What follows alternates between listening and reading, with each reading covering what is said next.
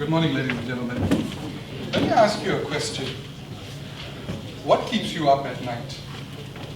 Now, until recently, well, until yesterday, the thing that worried me the most was that South Africa was one of the countries with the highest wealth inequality rates. And yesterday, sitting right in this very same venue, I learned that South Africa is not just one of the countries with the highest inequality rates, but the country with the highest inequality rates in the world, according to the United Nations. I heard this in a talk yesterday. That's the first thing that worries me. The second thing is that almost half of our youth are unemployed.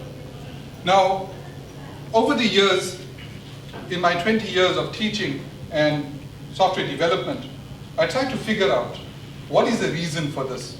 Why are our learners unemployed? And a lot of them have degrees.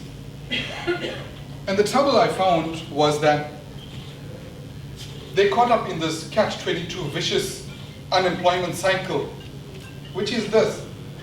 They can't get skills because they don't have a job. And they can't get a job because they don't have skills or experience. So they caught up in this vicious cycle. And day in and day out, they're languishing without jobs, languishing in poverty, which leads to so many other social problems and economic problems for the country. So the question arises that, how do we fix this? Because things are going to get worse once the fourth industrial revolution really kicks into full hyperdrive. I mean, we're seeing the effects of it already. The banks are laying off people because they're going more towards technology. And things are going to accelerate as we're moving forward. I think, in my experience, what I found was that we need to stop asking the wrong questions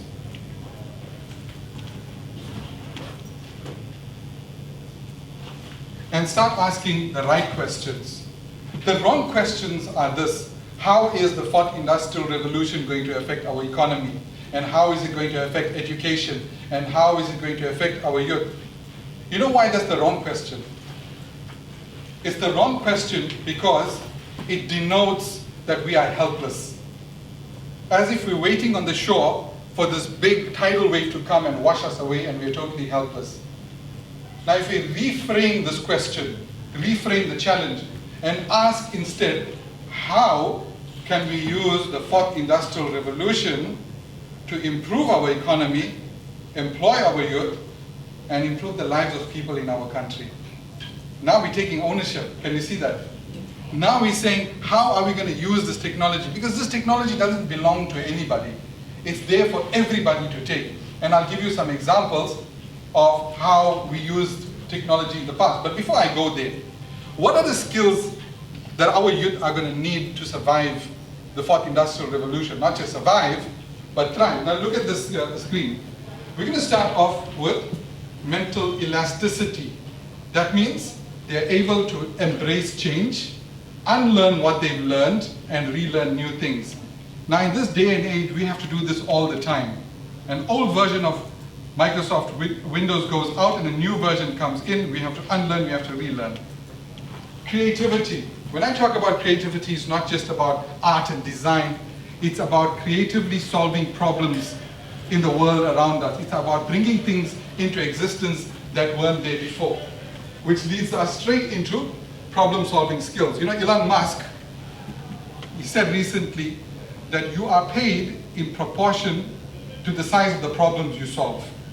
If you're solving a huge problem, the bigger the problem, the more you get paid. So, problem-solving skills. People skills. You know, machines will never have people skills. As intelligent as they become, they will never be able to empathize with human beings. A machine will never be able to hug a child that's coming into the class in the morning, smile at her, and say, "I'm so happy to see you today." So we need people skills, and then critical thinking. Now critical thinking is about, in a simple way, and I'm oversimplifying it, it's about looking at the world around us with a completely different view. Now, let me give you an example. When we go for a holiday overseas, we look at everything with fascination. Let's say you had the opportunity to go to Istanbul, for example, which is a completely foreign country with foreign architecture, foreign cultures, foreign food. Everything is fascinating. Why is it so fascinating for us? But when that foreigner from Istanbul comes to South Africa, everything is fascinating for him or her. And yet for us, it's same old. Now, the reason is because when we are there, we go into a different mindset. And when they come here, they're in a different mindset. They're in the mindset of exploration. They're in the mindset of learning new things, of embracing new things. Now, we need to look at our world in that way, our daily lives. Get off the highway of life. Get off that high-speed treadmill and start observing the world around you. And finally, last but not least, technology skills. Now, what do our learners want? Having taught for so many years, I figured that our learners need education to be accessible, engaging, social. You know, one of the problems we have with our students is that they're always on social media and they are so unsociable. That's wrong. They are extremely sociable, and that's the problem. On social media, they are having more social interactions than we can possibly imagine. I mean, there was a study done on the selfie culture. You know, these people like to take selfies and put it on social media. Why do they do that? Why is selfie culture such a big thing? It's because modern learners are sociable. They want to share their life's experience with their friends. So why shouldn't they share their learning experience with their friends? I mean, I use this example in a lot of schools I visit. I say, consider this. A group of people in the workplace working together to solve a problem is called what? Anybody? Collaboration, right? Same scenario in a school. Group of people in an exam room working together to solve a problem is called what? Study group. Copy. You're going to get kicked out and sent to the principal's office. Why is there such a big difference between what's going on at school and what's going on in the workplace? At the workplace, if you're unsociable, if you're working on your own, people are going to say, this guy is not a good fit for our company culture. Maybe we need somebody that's more of a team player, more collaborative.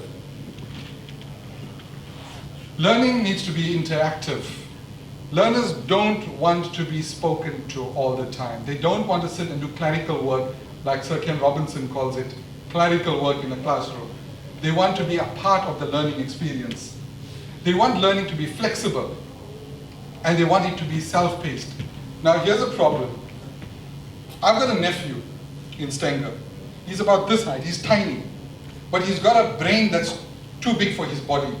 And what's his issue is that when he's sitting in class, he gets bored because he's the high flyer. And the teacher, out of necessity, has to teach the average child. So what's happening? When the teacher is teaching the average child, she's neglecting, out of necessity, the slow learner as well as the high flyer. And those two fringe groups become the disciplinary issues in our classroom. And no one can learn properly. So our learners want learning that is flexible, but also self-paced. Now let me give you an example. Flipping the classroom with YouTube. Now I had this experience when I was lecturing software development at one of the tertiary institutes. It was Java programming. Now if anybody knows anything about Java, it's a bit of a difficult language to learn. And so what was happening was, I used to go to the class, teach my students the concepts, the for loops, the classes, the objects, etc. And they understood because I tested them, spot test in class. But day after day, consistently, the exercises were not being done. The homework was not being done. When I said, write a program to do X, Y, Z, they never did it. And so I decided to interview them one by one. Hey, why aren't you doing my work? This is a key subject. You need to pass in order to get your degree, and you need to do these exercises in order to pass. So one student put it to me very nicely. This is what she said, right? And she changed my entire perspective on teaching. She says, but sir, the time when I need you the most, you're not there. You know what that means? When she's doing the exercises, she needs a teacher because she's got a question. You know, with Java programming, you miss out one dot and your entire program is crashing. And you can spend days trying to fix that thing and you won't know what's going on, right? So students were getting demotivated, they were getting frustrated. So I decided to go and creatively try and solve this problem. And what I figured out was, I'm going to take my lessons and put them into video format and upload them to YouTube. And then I would say to my learners that for tomorrow's preparations, I want you to go over these videos. And then when you come to class the next day, we're going to do the exercises. So they would go and watch those videos. And some learners would tell me they went through those videos like 12 times because they could always scrub back and forth. If they were watching, they didn't understand anything, scrub back, start again, scrub back, start again. And then when they came to class the next day, it was exercise time right under the teacher's nose. Guys, here's the exercise, get started. You don't understand something, raise your hand. They raised their hand, sir, I don't understand what's going on with this program here. I said, I'm not going to help you. What you expected me to help them, right? I'm not going to help you, go and get help from your friend. Collaborative learning. When you help somebody, it expands your own understanding and your own knowledge. Friends, since I started doing that, my classes completely became transformed. Absolute transformation in the learning experience. Absolute transformation in my class. And my learners started enjoying the subject even more. And as a result, they started doing a whole lot better. But here's something else. There was an unexpected result to all of this. Those videos that I put up, which are still there on YouTube, started picking up views internationally. And to date, there are 86,000 views on those videos. So I didn't just benefit my own students, I unwittingly, unexpectedly benefited students around the world. And I get comments from countries that I never heard of, that this is how these videos actually helped me.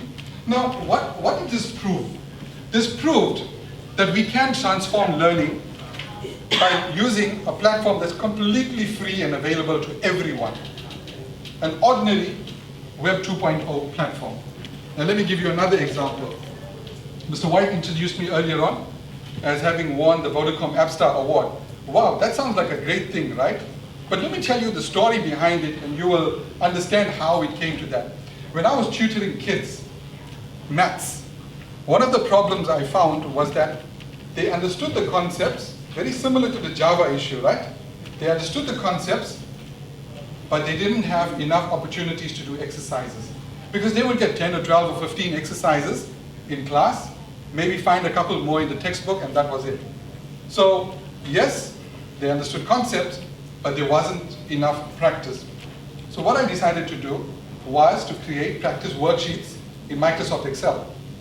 Basically just worksheets upon worksheets. The learner goes in, it generates worksheets, the learner fills in the answers, it marks those answers, and then it gives the learner the result. I was happy with spreadsheets. A friend came along and says, hey, you know what? Vodacom is having this App Star Award thing. Why don't you convert this into an app and submit it? I says, well, who's going to even look at this app? This is not something that will ever possibly win. The rest is history, right? I converted that Excel spreadsheets into an app, and submitted it to Vodacom App Star Award in 2012, and it won. Well, it won the South African round, but it came out third in the global round. I got beat by two Kenyan teams, which really produced some really awesome stuff. Moving on. Teaching code. This is the big buzzword, right? This is a big buzzword in government circles, in education circles. Now, we started teaching code to kids about 5 years ago at schools.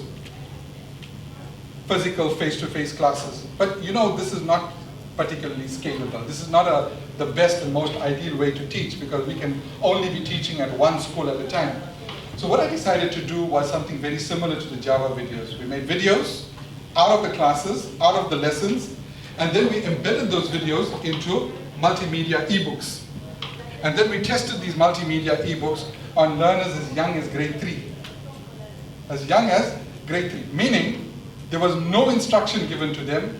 There was absolutely no guidance given to them. We just simply gave them these multimedia ebooks, which had videos embedded inside them, and we said, go.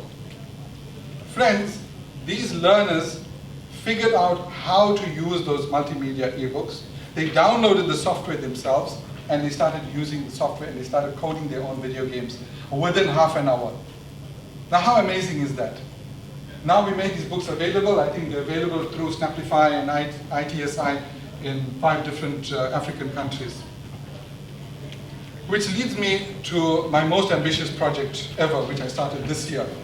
I want to produce 100 app developers in 2020 using a blended learning approach. See again, educational platforms. How are we using these platforms? So what we did was, we put together videos. We got about 250 videos that we produced on coding. We got it accredited, etc. And we put it onto a Moodle-based learning management system. And we put it out into the world. And we started inviting people to come and use it for free. But we found a problem. The problem was that the students that were learning on their own versus the students that were learning at our facility, there was a huge difference in performance.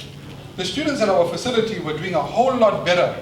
We've got a facility in Bottas Hill at the Valley Trust, by the way. So the students at our facility were learning a whole lot better than the ones that were learning on their own. What was the reason for this? I went back and I did some research. And it turns out that globally, particularly in the United States, the dropout rate for e-learning courses is 80%. 80% of people that start an e-learning online course drop out. And that was the problem. So what we started doing is we started partnering with non-profits around the country. One of them is Yes Foundation, the other one is Valley Trust, the other one is Do for SA. And we're negotiating a few more now. And we started making these facilities available to our learners to go and learn at. So it became a blended learning solution now. They were learning online, but they were working collaboratively. And we have the digital online lectures once a week. We call it Webinar Wednesday. And the learners started doing a whole lot better. And here we're talking about students that barely knew anything about computers, and now they're coding their own apps. So far, so good. I have to admit it's an experiment, but it's going extremely well right now, using the Moodle platform. So what I've shown you now is 4 different platforms that I've experienced. There's lots of platforms out there, but the idea is we need to find which is the best platform for us and for our learners to solve particular problems. The first platform was an ordinary web-based app, YouTube. The second platform was multimedia ebooks, which is a big thing these days.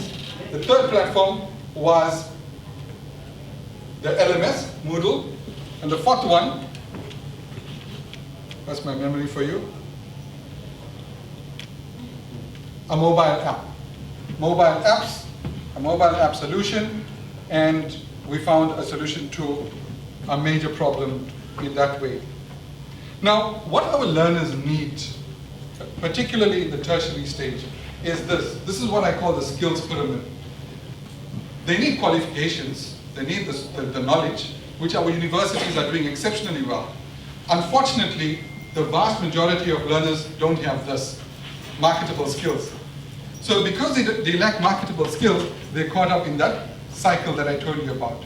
No experience, so no job, so no experience.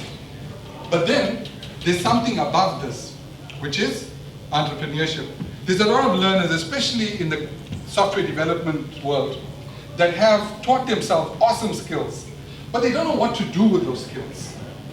They don't know how to take those skills to market. They don't know how to apply for a job.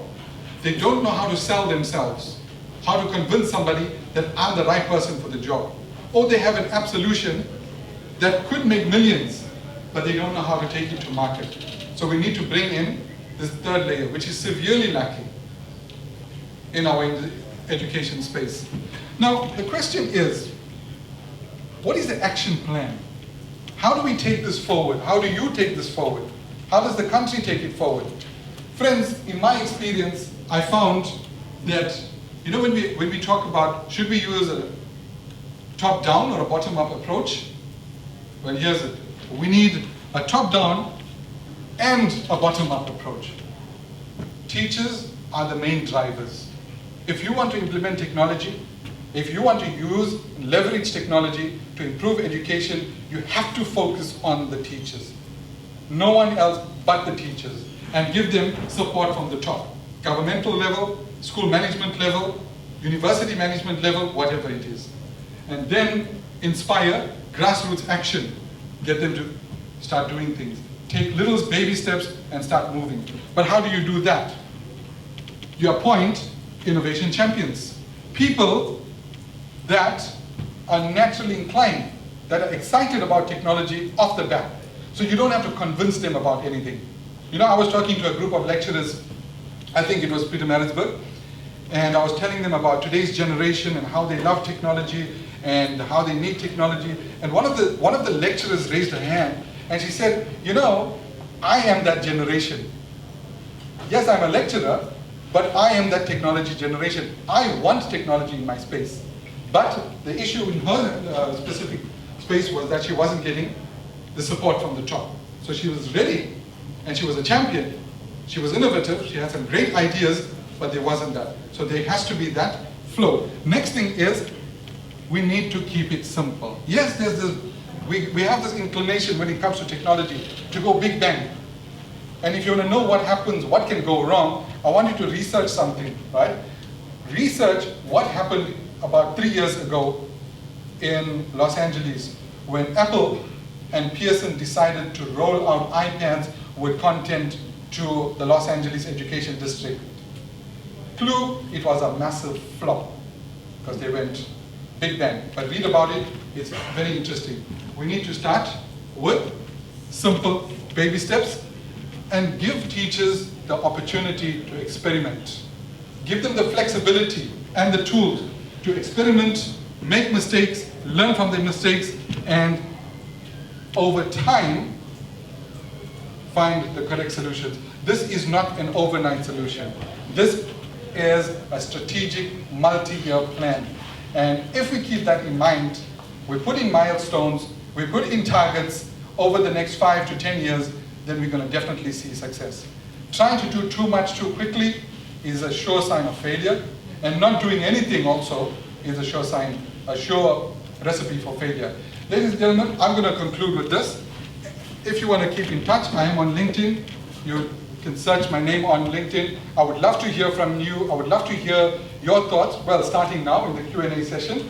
And I would love to know what you are doing, if anything, in the space of education, because this is my passion. This is something that I live on a daily basis. And I would love to support you in any way that I can if you're involved in the work of education. I thank you very much.